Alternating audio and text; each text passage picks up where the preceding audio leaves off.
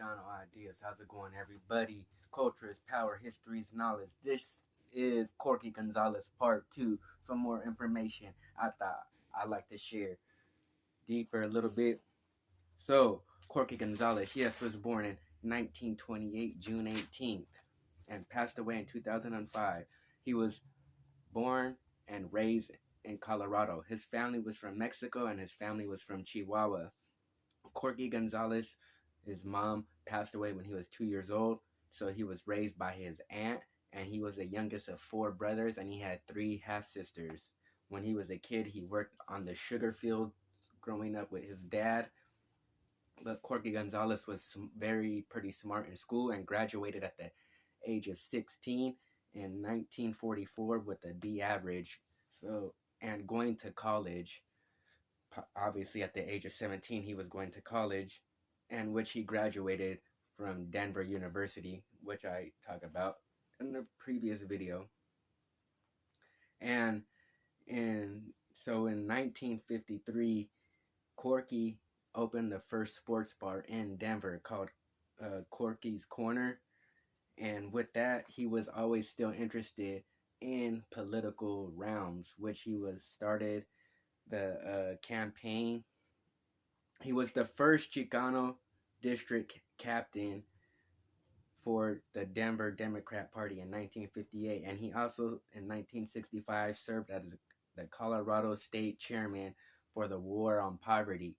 So in between the 50s and 60s, Corky Gonzalez was campaigning for Chicano rights, Chicano movement, Chicano culture and power, trying to work within the political field, trying to be a mayor, trying to be on the city council, trying to have a higher seat within the political party, instead of just being like somebody's helper and boosting and gaining awareness of the campaign.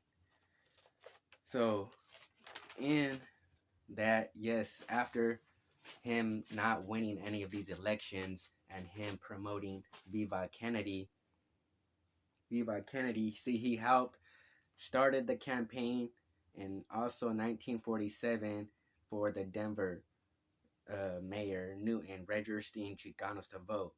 In the 50s is when he was leading the Viva Kennedy campaign, and 67 is when he started the Crusade for Justice. The Crusade for Justice was for the Chicano youth awareness, Chicanos just having some type of political point of view and standing up for their rights within the United States system. That's what the Crusade for Justice was about. It was started by men, and they allowed women to come into the group and speak also. Corky was known for starting a school in 1971 called Tlatelolco, Tlateolco, which is a little piece which is in Mexico City, which was the last war where the Aztecs fought the Spaniards. He was known for writing I Am Joaquin in the 60s, and his last book, written in 2001, was Message to Aslan.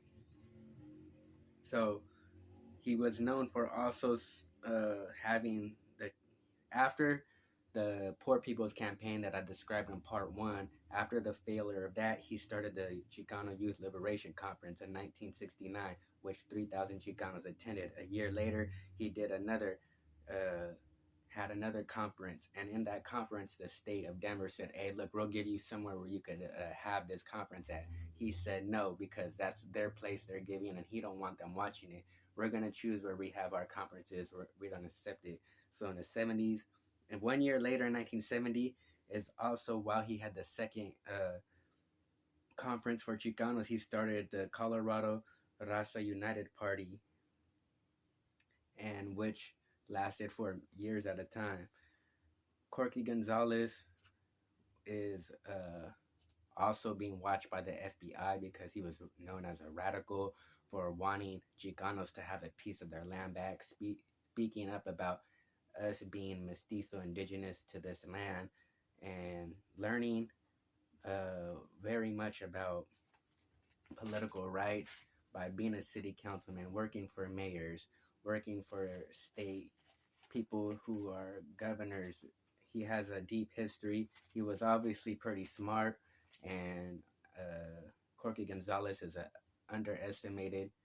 Oh man, what? Okay, underestimated Chicano hero. Corky Gonzalez will always be one of my favorites to talk about, and hopefully in time, Corky Gonzalez will all have more of a face within this new Chicano era.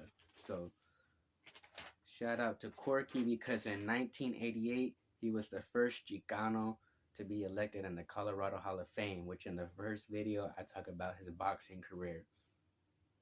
And so that is pretty much Corky Gonzalez.